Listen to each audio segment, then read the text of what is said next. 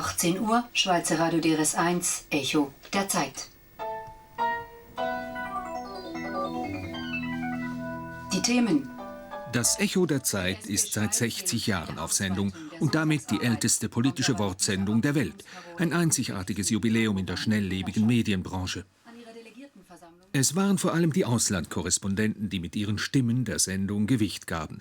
Zum Beispiel Hans O. Staub, der 1956 aus Ungarn berichtete.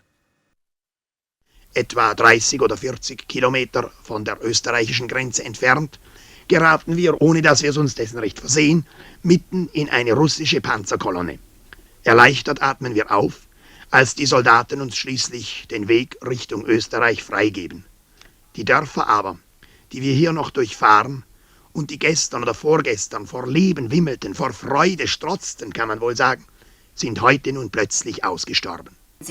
Im Laufe der Jahrzehnte wurde die Sendung ständig ausgebaut. An der Schwelle zum 7. Jahrzehnt seines Bestehens produziert das Echo jährlich rund 2600 Beiträge zu den wichtigsten politischen Ereignissen im In- und Ausland.